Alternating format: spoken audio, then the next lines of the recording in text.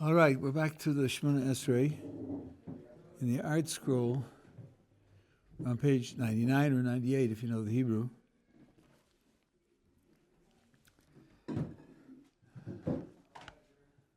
The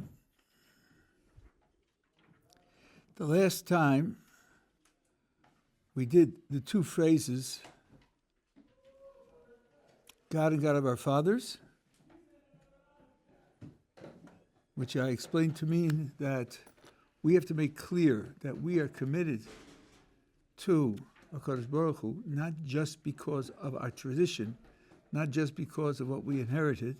We're not just continuing the past, but our pledge comes from ourselves. If we were the first generation, we would have opted to pledge as well.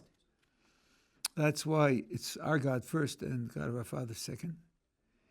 And then God of Abraham, God of Isaac, and God of Jacob, that each person has his own relationship with HaKadosh Baruch Hu because each person is different. And you have to incorporate all of what you are into the relationship, hopefully.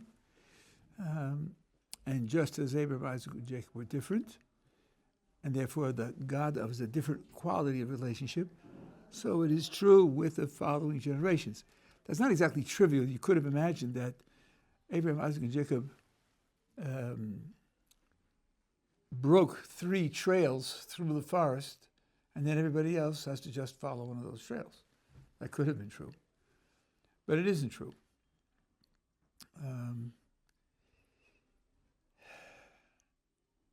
Because our tradition tells us there are no duplicates of people, and therefore no duplicates in the quality of the relationship. Now, there's another thing to add to the picture here with these words. The only 3 people in the history of the world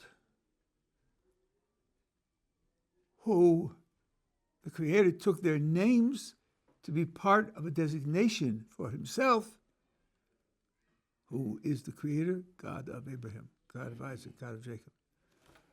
And it's only those 3 people. No one before or after.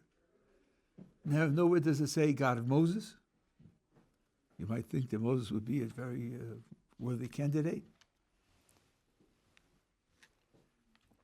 Or God of Joseph, or God of Judah, or God of David, or God of Solomon. No, just those 3.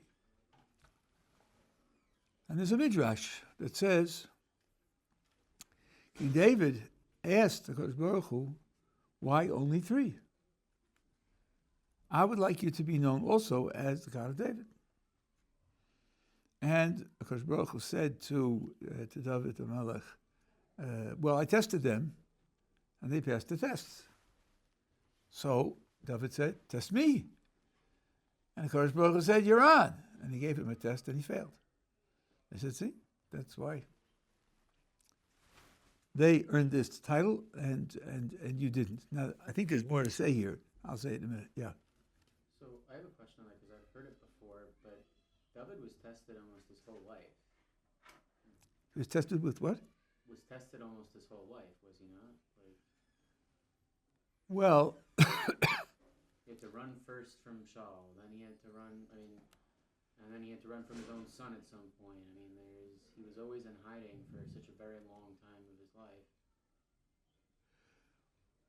Well, I suppose all of life involves tests. Abraham lived 175 years. We have 10 tests recorded. The sum total of time invested in those 10 tests is not more than 6 months. So obviously the rest of the time he wasn't just floating. These were designated tests, were designed to accomplish something special, and they were sort of make it or break it. Not only that, but there were things that Abraham did wrong. There were things that Isaac did wrong and things that Jacob did wrong, and they're recorded. So it's not as if they passed every test. They passed the tests that needed to be passed.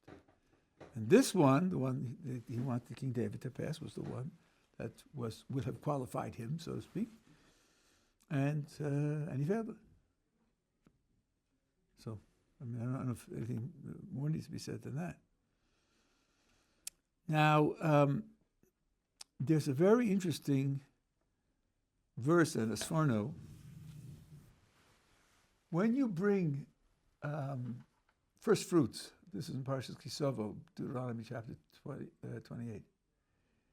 When you bring first fruits, you come to the temple and you make it a statement before the Kohen. I have come this day and to bring these fruits for you and to bow before Hashem, your God. Hashem, your God. That's what he says to the Kohen. Well, I think we would have expected him to say, Hashem, our God. Why Hashem, your God? Why wouldn't he include himself? I mean, obviously, he's coming to the temple to do what Kodesh Baruch Hu wants.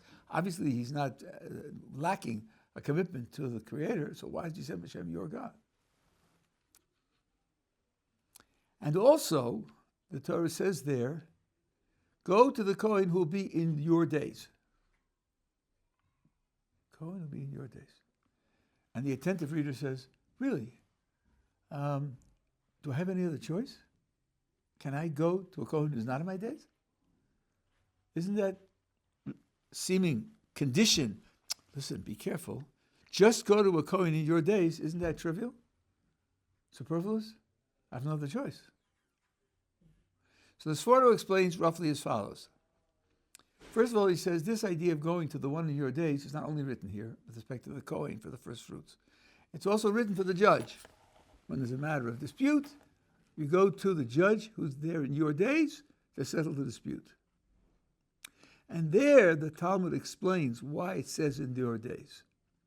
Because a person might think, gee, if I lived in the time now, if you're talking about Talmudic times, if I lived in the time of King David, or if I lived in the times of Joshua or even Moses, sure I would go to the judge. Those were judges, capital J.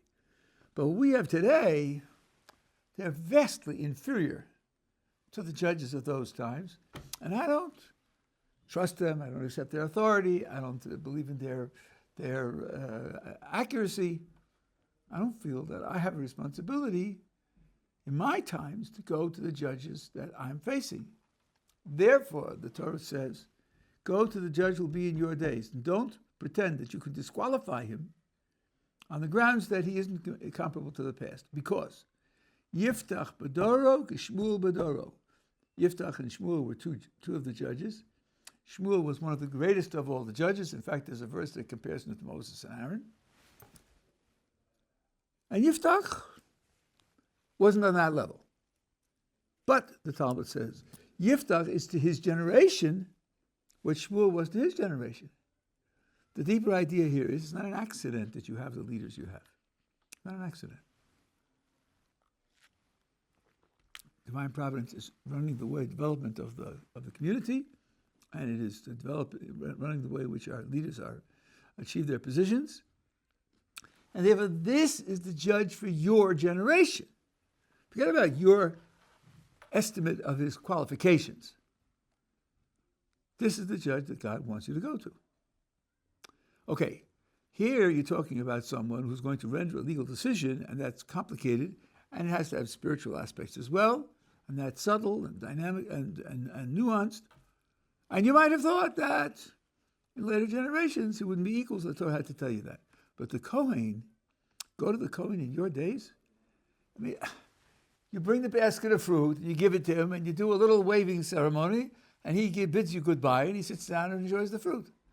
What special qualification would you imagine the Kohen would have that you'd have to be told, yeah, but don't disqualify him because he's inferior, because God chose that Kohen is the one that should be in your days. And here the Sforno says, the two questions, one question answers the other question. Let's go back to the other question. Why does the farmer say to the Kohen, Hashem, you are God? Because people embody divine traits. This isn't trivial. There are religions which would deny it in principle. People embody divine traits. First of all, there are several words that are used to describe God and man, both. God is called Gibor, mighty, and man is called Gibor. God is called Chosid, which is sometimes translated as pious, and man is called Chosid. God is called Yashar, and man is called Yashar, straight. So if in the Hebrew language you use the same word, then usually there's going to be a common essence. Maybe there's a difference in degree, a difference in origin, and a difference in contingency versus necessity, but it can't be just apples and pebbles. It's got to have a common idea attached to it. That you can get from the vocabulary. In addition to the vocabulary, there's a mitzvah. One of the 613 commandments is to be like God, to acquire for yourself divine attributes.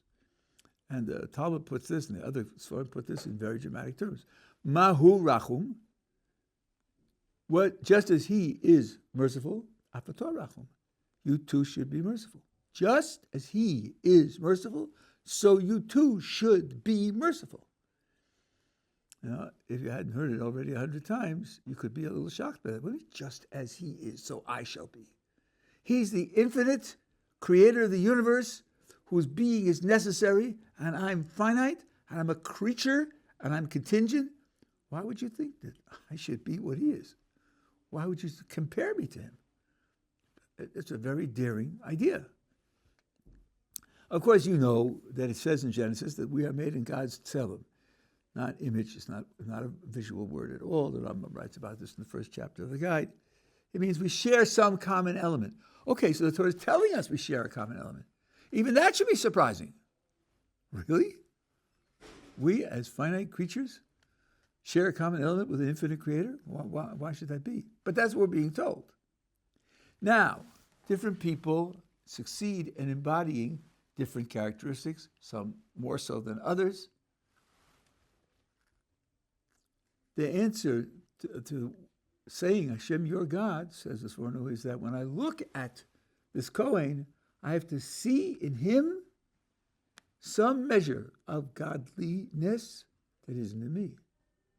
Which means that in that respect, the Creator is more his God than he's my God.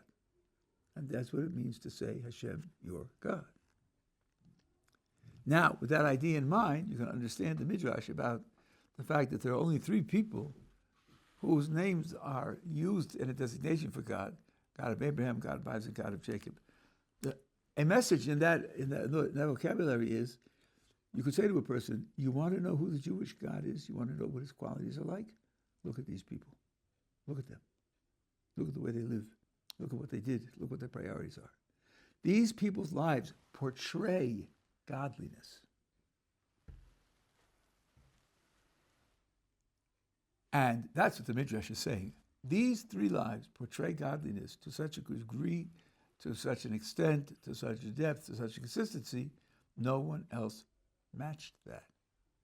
Even though other people had certain spiritual qualities superior to those of Abraham, Isaac, and Jacob, Moses' prophecy is superior to everyone before and afterwards. But the totality of his spirituality couldn't match the totality of theirs. That's why they alone have this quality. And that's why David wanted to be the 4th of this group. And by the way, there are many dimensions, many circumstances under which Abraham, Isaac, and Jacob and David do form a quadruple. And he is the 4th, just not in this.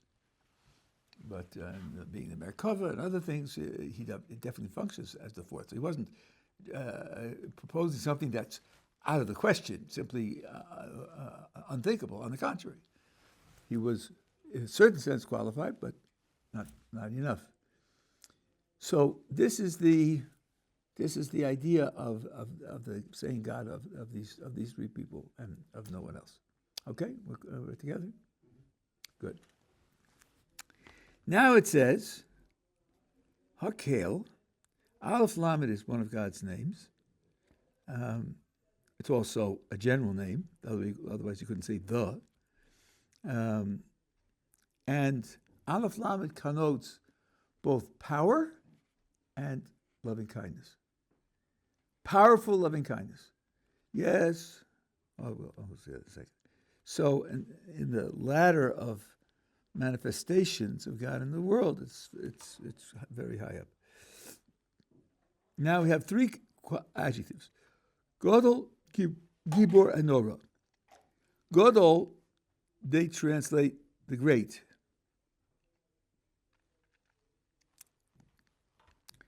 Well, the word Godel in Hebrew means big, and Great has been borrowed in English to carry that connotation also. First of all, once upon a time, your outer garment in the wintertime was called a greatcoat because it was the outer garment and it was the biggest garment you were wearing. We do use the words in many contexts interchangeably. He's a great scholar, he's a big scholar. He's a big success, he's a great success. So we definitely have the idea of big and great being related to one another.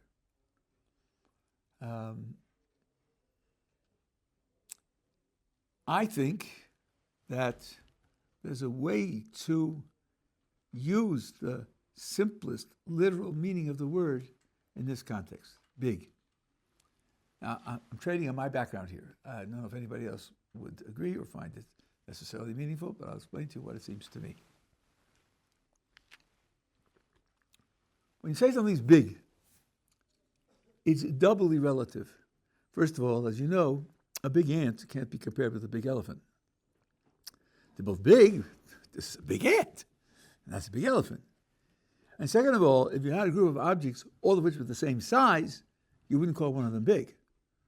It means it's bigger than the other ones in the group. So it's doubly relative. Would it be possible to concoct a concept of big that wasn't relative? That was in some sense absolute, not by comparing. Well, let's imagine something that's growing. Let's say it adds in height a foot a day. Let's say it's going to live forever. And every day it's going to add another foot in height. Because we believe that in the forward direction, time is unending. Every day it's going to grow another foot. What is its size? Well, pick a day, I can tell you what its size is. No. What is its size? The whole thing. Well, you can't put a number on it because whatever number you pick, that'll be for a day sozo, and the next day it'll be a foot bigger. So it's going to, if you talk about the size of it, the totality of it, it outruns all numbers. That would be an absolute size. It's not big because it's related to other things. It's big because it outruns everything. Everything else stops at a certain point, and this doesn't stop. Now, the quality of God's operation that's designated by the word big here, great, Godol, is his chesed, his loving kindness. That's the quality that this word is being used to apply to here. And there are verses in which you can see that word specifically is related to loving kindness. How do we picture loving kindness?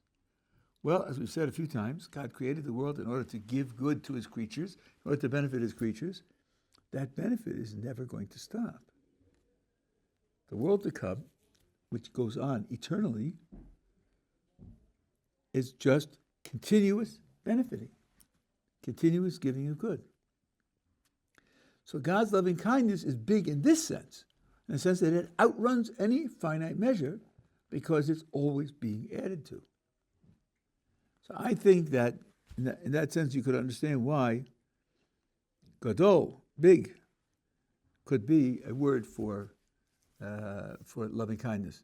There's a place where the Jewish people have committed a crime and Moses wants mercy for them, and it says, Yigdal na koach Hashem. Let Hashem's strength be gadol. there, the connotation is definitely that your loving kindness should be strong enough to be able to forgive even this. That's that quality. Second quality is mighty. This is quite tricky. What is strength? Power. What are they? Well, among other things, strength and power are the ability to overcome resistance. You're strong if you can lift heavy weights. You're powerful if you can push hard or grind hard or whatever. Power, might are the ability to overcome resistance. Now, what could it possibly mean to call God mighty? Oh, listen. He can overcome resistance. Really? What kind of resistance would that be? A galaxy, maybe? He creates them. Hello, he gives them their being. Is there any shock that he can do with them at his will? It isn't as if there's a thought, gee, I don't know. How about a constellation of galaxies? Maybe that's too big. So what would it be to call him mighty that would be informative? That would tell me something that wasn't trivial. So here, the tradition, in particular the Kabbalistic tradition, has a radical idea, even though if you look at the Klefs in the Talmud, the Midrash, you can see that it's there.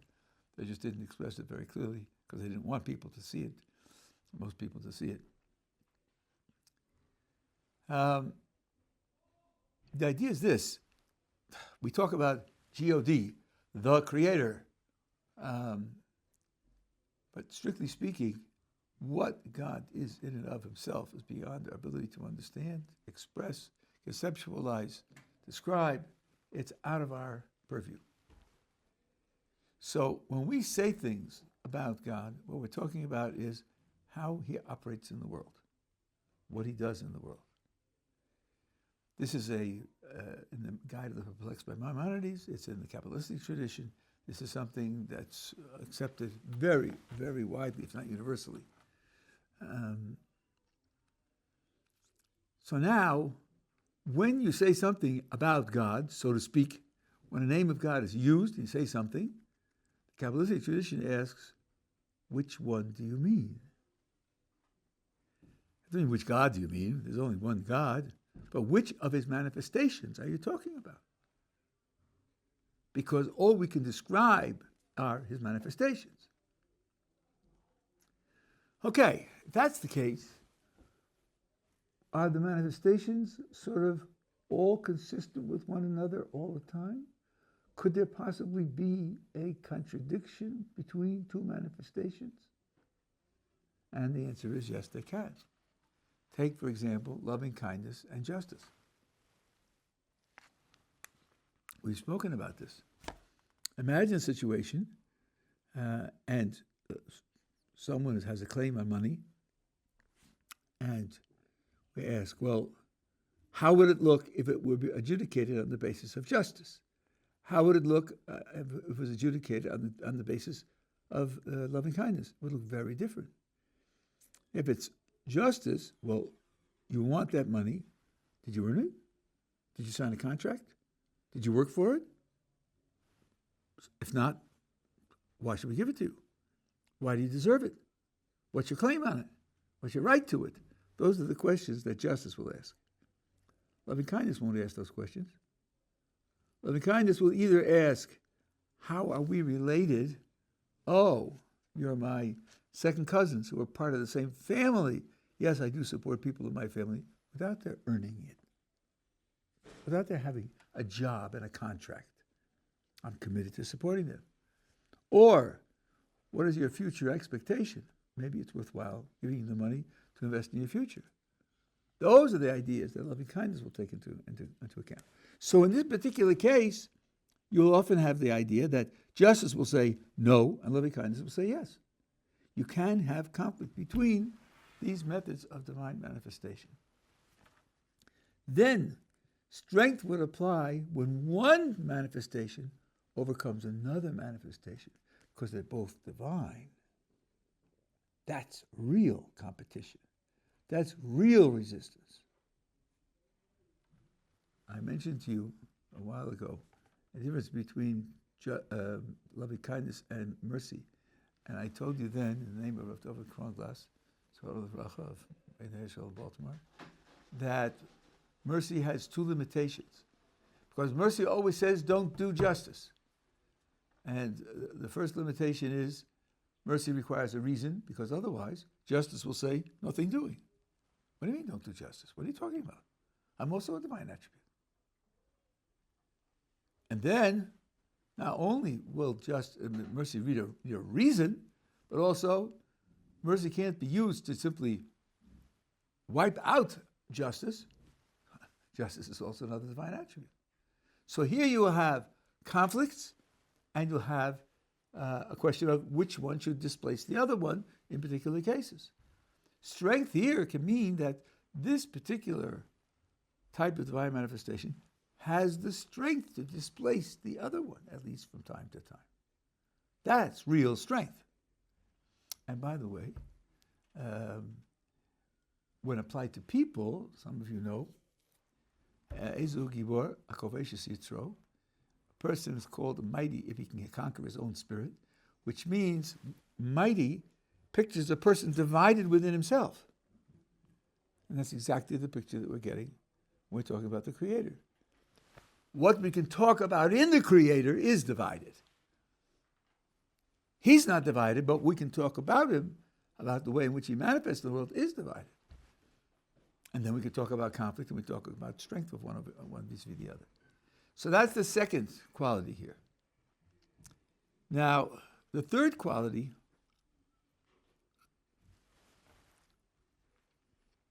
Nora. Nora means awesome. Someone I saw recently is complaining, let's put the AWE back in awesome. You know, did you taste that toast? Awesome. Right, the toast. The word awesome means that when I experience it or contemplate it, I feel overwhelmed. It outruns other things in quality, and is used, therefore, very rarely. It's not something which you say, 16 times a day. It's part of the crudity of our age that we take words with very rich meanings and apply them in ways that are utterly trivial, like genocide.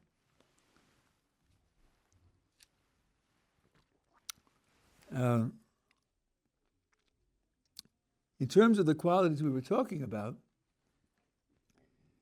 Nora is described as a combination of the previous two. Combination of loving kindness on the one hand, and this might and overcoming on the other hand. When I first heard that, I tried to think of a model. What kind of combination are we talking about? And I cooked up a number of alternatives, but as I looked at the literature, I saw that my models didn't fit. So I asked my oldest son. I told him the models that I had thought of, and he said, Abba, the reason your models don't fit is because your models come from mathematics and from physics and from chemistry and from engineering and from psychology and so on and so on. You're talking about a Torah concept. Those disciplines and those aspects of life are not going to be adequate to express a Torah concept. So I said, well, okay, so tell me what kind of Torah concept should be used. Now, there is in the Kabbalah a concept of two types of features which work together. One is called light and the other is called vessel. And the idea is that light could function without any accompaniments, but it might not be able to serve any particular purpose without the accompaniments. Whereas if the light is enclosed in a vessel, and the vessel, let's say, is translucent, it lets some light through, but not all, that can then enable the light to play the role that it's meant to play. And here's an example which the Rishonim actually use. We are all recommended not to look directly into the sun. even at sunset, where it's much less dangerous, it's not a very good idea. It's certainly not at noon.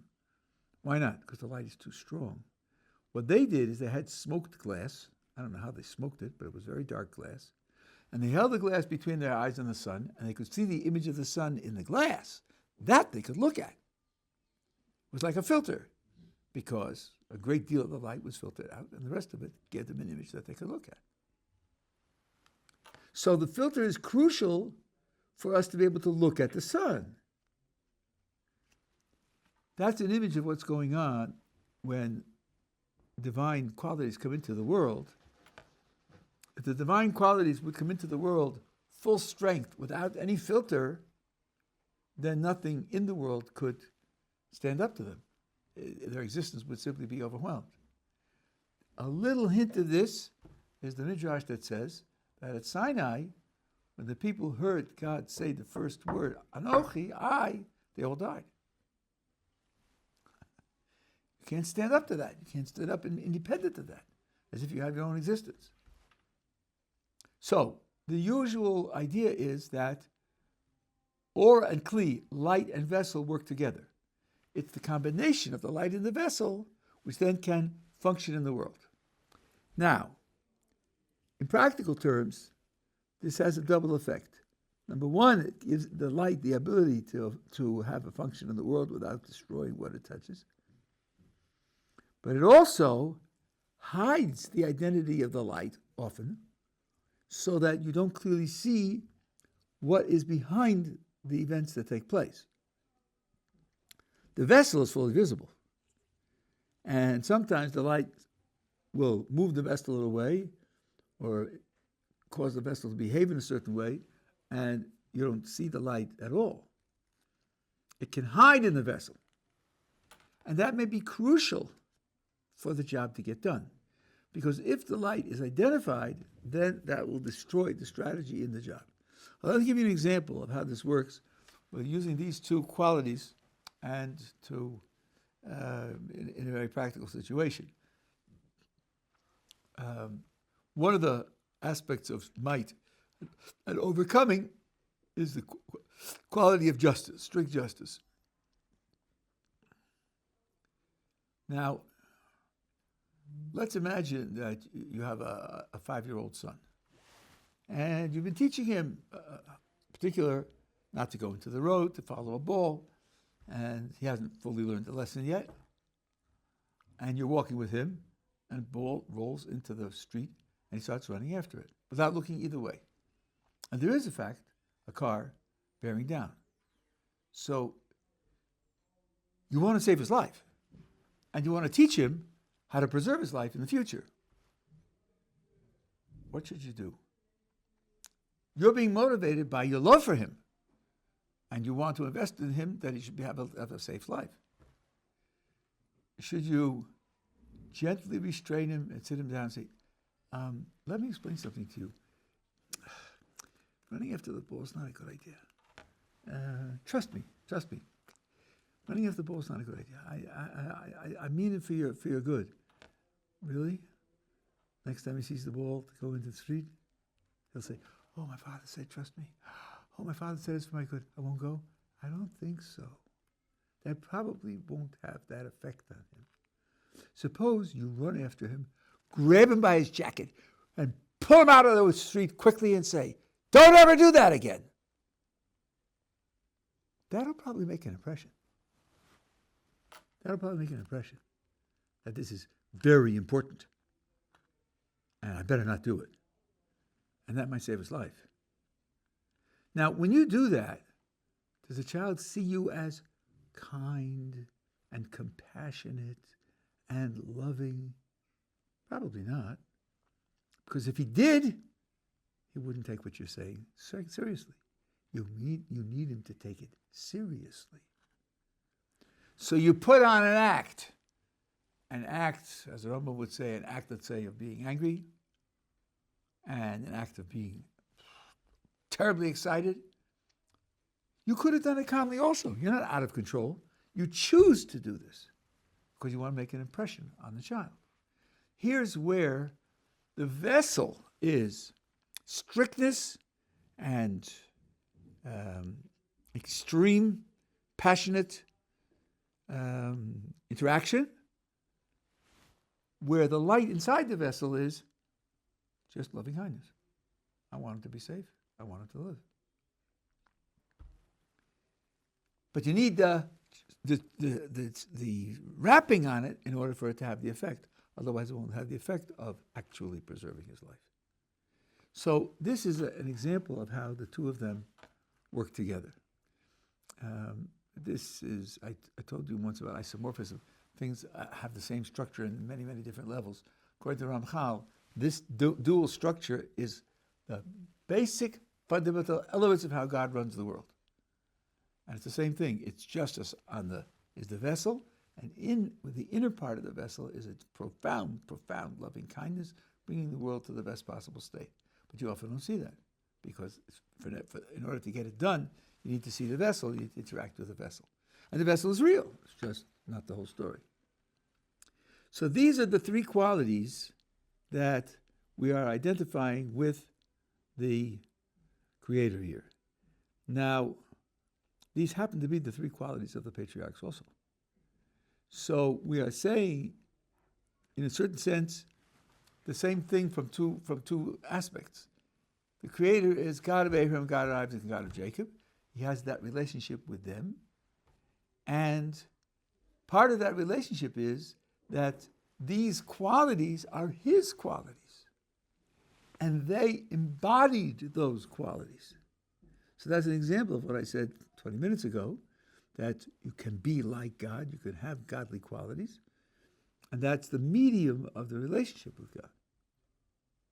So that's why these three come immediately after those the mention of Abraham, Isaac, and Jacob. And then it says, Kel Elyon. So again, it's Aleph Lamed, which we just had before. And here it's, I think they translate supreme, if I'm not mistaken. Yeah, I don't know. And the truth is, I don't know what supreme means in English. But here, Elyon means high. Most high would be a more literal translation. And when I say that, I'm not criticizing their translation. There are a lot of desiderata in making a translation. And one thing that this communicates is the following. We've said now a number of times that God, strictly speaking, is beyond all description. And we're doing a lot of describing here, aren't we? So it's a reminder that this is not something which applies to the essence of God, to the nature of God. We're not doing that. We're talking about the way in which he manifests himself in the world. So just to sort of like put a little damper on the enthusiasm that we have for these words, I have to realize that's all we can do. And by the way, Maimonides, who makes this point at great length in part 1, chapter 54 of the guide, he quotes a verse in the Torah which says as follows. Moses says to God, show me your ways. Show me your ways. Which is what we're talking about, God's ways, what he does. And God says to him, yes, I'll do that. And the verse continues, it says, I want you to show me your ways, leman edacha, so that I shall know you. So Maimonides says, look, the verse is telling you that when you know his ways, you know something about him. Because when I tell you we don't know his essence, that doesn't mean that what we get in knowing his ways is something other than him. It's not as if somebody says, I can't tell you about him, but I can tell you about his car. No, it's not like that at all. His ways are his ways of acting in the world. That's an aspect of him. It just isn't his essence. It isn't his identity. But what a person does in the world is something about him. So it's not as if you can't have knowledge of God. You can't have knowledge of God's identity or essence. That's a very important distinction. And from Maimonides, you can't have knowledge of God while you're alive. But after you die, you can have knowledge of his essence. I'm not sure that everybody would agree with that. I spoke about this with people who are scholarly in these matters. Their opinion was that in Kabbalistic terms, you couldn't have this, but Maimonides does say it word for word. Okay, so now we say, who bestows beneficial kindnesses.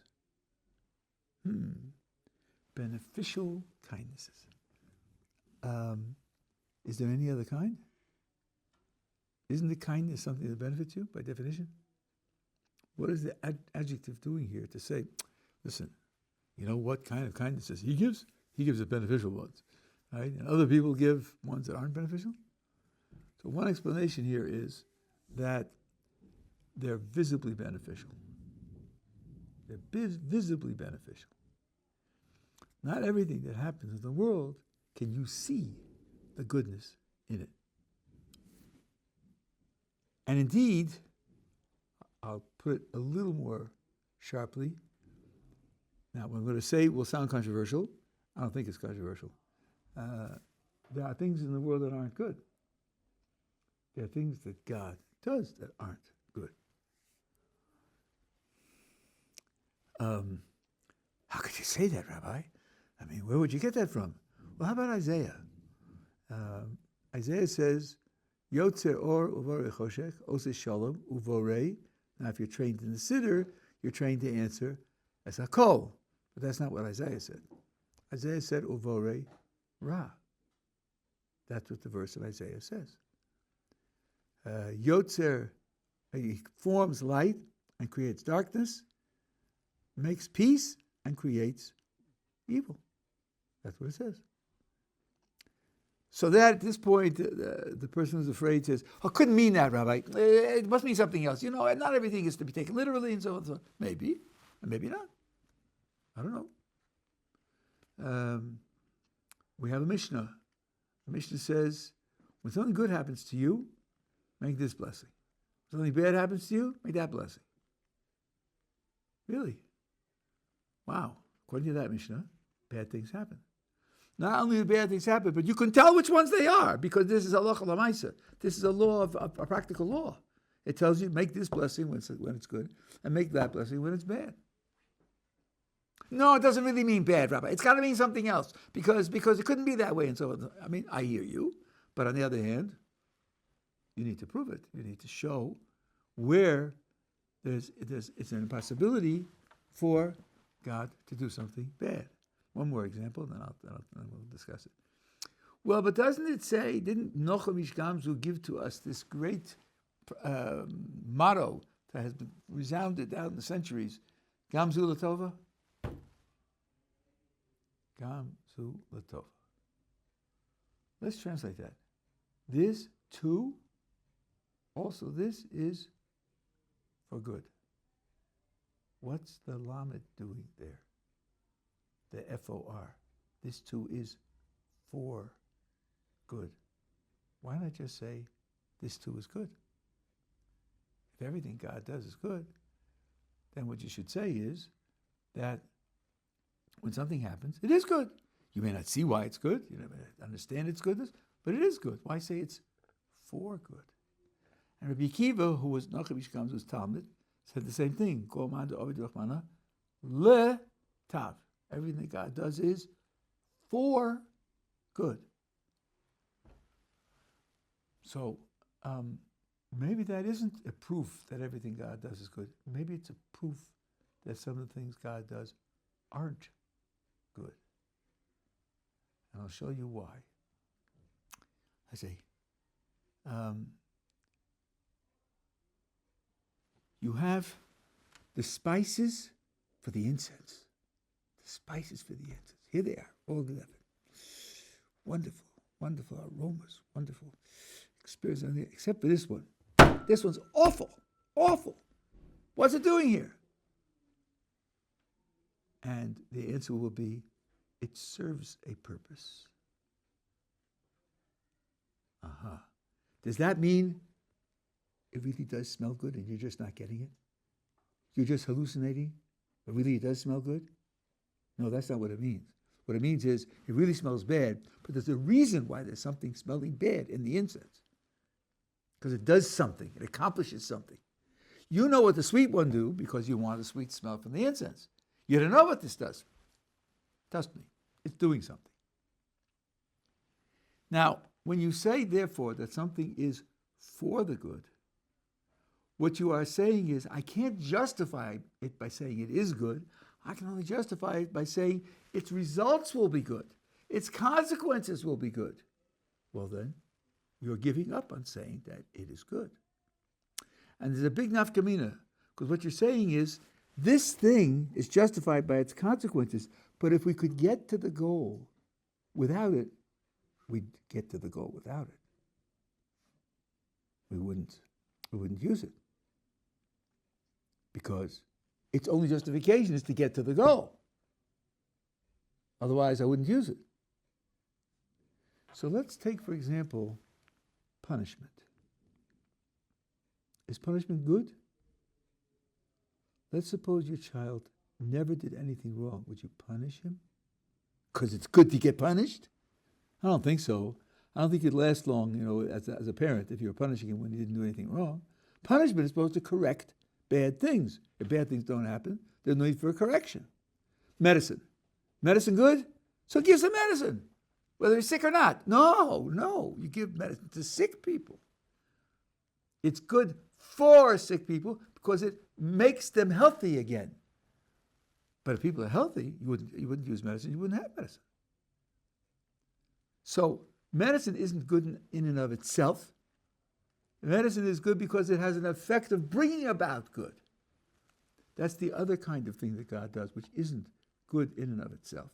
Of course, there's no absolute evil.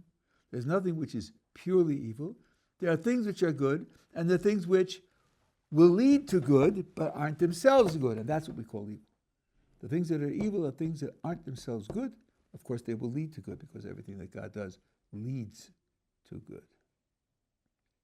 Okay, as I understand it, that's the official Jewish position. Questions? You had a question? Yeah, I think we just resolved it. I was going to say basically that. I was going to say that for the good, it really means that ultimately it will be good, but in this time period, we have real evil out there, right? There is some really terrible stuff that happened, but technically it's supposed to be in the interest for good, right? Right, good. Now we see that let me teach you a little piece of analysis. When we're discussing a subject and you introduce a brand new word that hasn't been mentioned yet, you have to be cautious, because maybe you're sort of changing the subject. Maybe you're sort of not saying the same thing. The word interest hasn't been mentioned this afternoon once. In the interest of, well, that sounds something like it's a means to accomplish, right? And that's what I'm saying. It's exactly what I'm saying. Now, if you say, you just used, as if to say, well, it, not good now, but then it will be good later. And the question is, what's the it? The event that took place is over. So the consequences which happened 6 years later are not going to go back and say that it was good. It had a good effect. And that's why it was right. It was appropriate. It was the best that could be done. It was what's worthy of being done. That doesn't make it good. Sometimes we say, you have to do this even though it's bad, but it's the lesser evil. That means it's the right thing to do, even though it's an evil. Amputate someone's foot who has gangrene. It's not good to lose a foot, but it's better to lose a foot than to die. So you choose the lesser evil. That's a means to an end. You would never amputate a person's foot who's healthy. You only do it because you're saving his life. That means amputating the foot is a loss, but it's worthwhile to have the loss to avoid a bigger loss. Those distinctions are absolutely real. Here's another source. We have a good inclination, evil inclination, right? Leiv, Yetzer Leiv, Hadam, Raminu Urav. The spirit of man's heart is evil from his youth. So the Talmud comments, even its creator calls it evil. God wrote those words, and he says it's Ra, and he created it.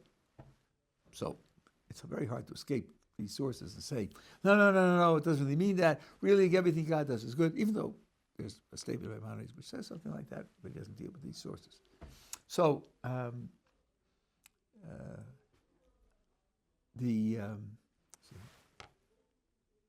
so these chasadim tovim are the loving kindnesses which show their loving kindness on their face.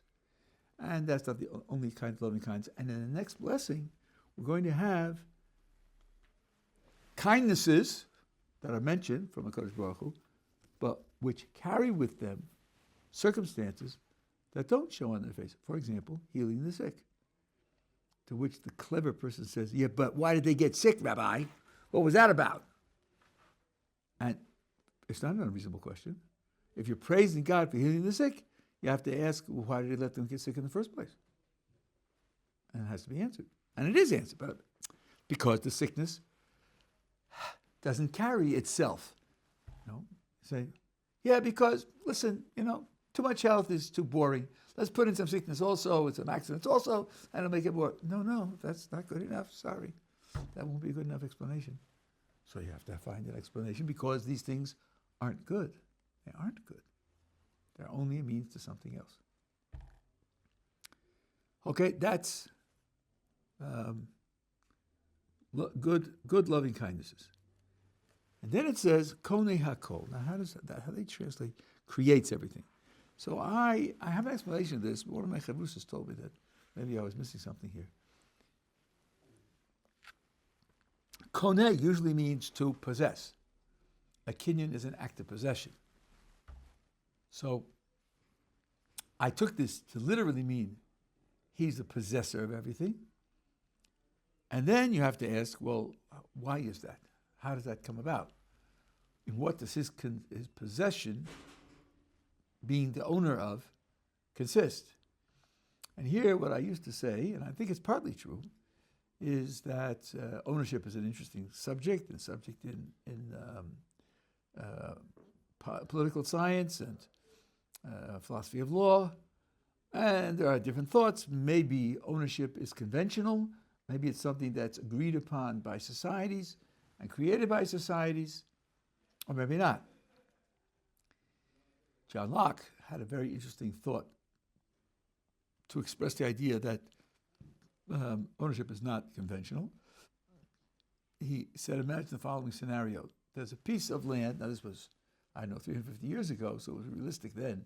Piece of land that nobody owns and nobody claims, and is not within any polity. It's just wilderness.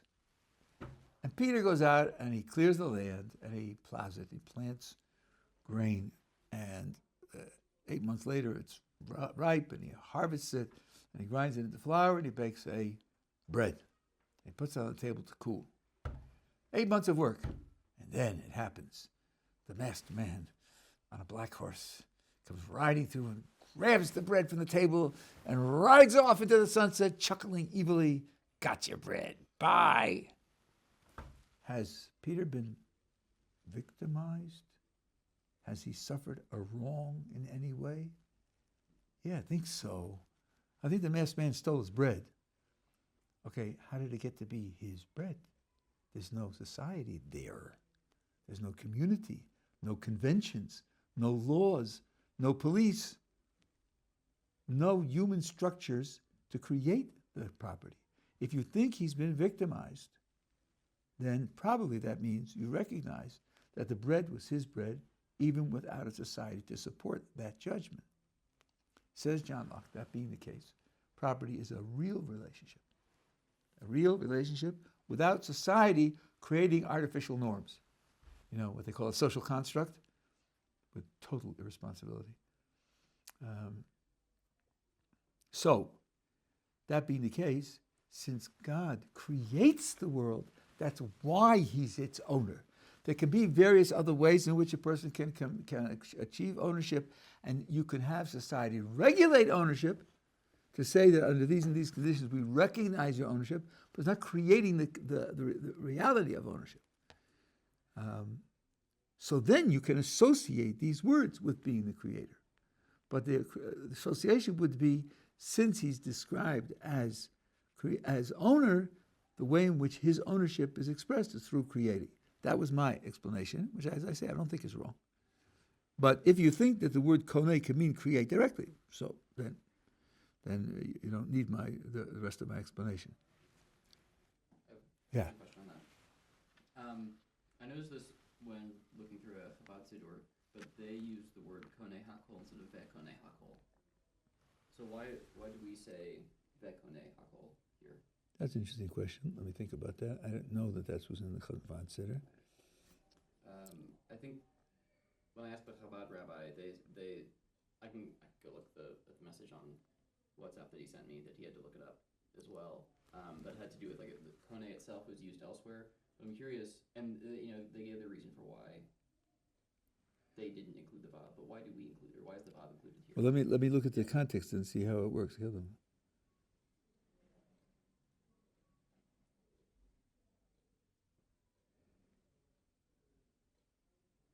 So actually, this vav in V'konei Hakol is the beginning of a string of vavs. V'konei Hakol, v'zocher chasdei avos, u'mevi goel l'vnei v'neihem l'man shebo b'yahavo. So it really is the beginning of stringing things together. And that comes after he performs or bestows good loving kindnesses. So I don't know, and maybe I'll ask others, but I tell you one thing here, which I wanted to include, I'll just mention it briefly. I heard this from Rabbi Pindris, who teaches here in Ohr Somayach. You have here a set of contrasts, picturing God as above, transcendent, beyond, on the one hand, and picturing God as close and involved. So, you have Kel Elyon, the Most High God. Then he bestows good loving kindnesses. That's very involved. Caring, loving, providing. Then he possesses everything because he creates everything. That's above. And he remembers the kindness of the fathers. Brings a redeemer to their children's children. That's very involved in our history and in our circumstances. Why does he do that? L'man Shemo, for the sake of his name. That's non-relational, or almost non-relational. That's because he has a project, and this is the way he's fulfilling his project. And the next word is out of love, which means he's involved again. So you're picturing God playing two different roles and contrasting them one after the other. And the vavs could be, put them together and note the contrasts. And this is a very, very deep idea. It's based on it's expressed in the grammar of all the blessings, second person and third person, and many other ways that God relates to the world in two different ways, what's called transcendent and immanent in philosophical terminology. He's beyond the whole of the creation. He's also, in some sense, present in the whole of the creation. Both are true, and we have to deal with it, this two-dimensional picture. So here it would be sort of repeatedly confronting you with the high and the low, the high and the low, the high and the low. And that would be to reinforce this idea that you're working with these two dimensions. That would be a good one, reason for the vav to be there. But now you have to go back and ask them why they don't have the vav. Oh, I found it. Oh, you found it? Okay. Yeah. I'll just read the answer or what I was given. Yeah. The Chabad Siddur was compiled based on the teachings of the Arizal. Every letter has meaning. So every word alludes to another attribute of Hashem, with the words Koneh Hakol referring to the unification of the. Every word alludes to another attribute of Hashem known as the Sefirot, with the words Koneh Hakol referring to the unification of the higher Sefirot and the lower ones. It comes in direct succession to the previous words, phrases, therefore not needing a vav. In addition, the numerical value of the word is equivalent to a particular Sefirot as well, which would not be precise with the vav. And one additional insight, the letters Koneh, Kuf, Vav, Nun, A, when scrambled, are the same as Venika, I think, V'nakeh. V'nakeh. Yeah. One of the 13 attributes of mercy recited at special times in the synagogue. We awaken this particular attribute when reciting this word. Thus, the precise lettering is also important without adding an extra vav. Cleansing? Wait a second. Vic. Oh, nakeh without the vav, because in the 13 attributes it does have a vav. Yeah, V'nakeh has the vav. You're saying Ve'koneh does not have the extra vav, so it can become V'nakeh. Oh, you're reading koneh with a vav in it. Okay. Yeah, Koneh Yeah, has vav. the first one I find a little puzzling. I mean, if it's really directly related to the previous one, then it would deserve a vav. Not that it doesn't need a vav. But okay, okay, they're good. That's what you have to do with the tefillah. Cleanliness is cleaning, like cleansing. Yes, that's right. That's the 13th.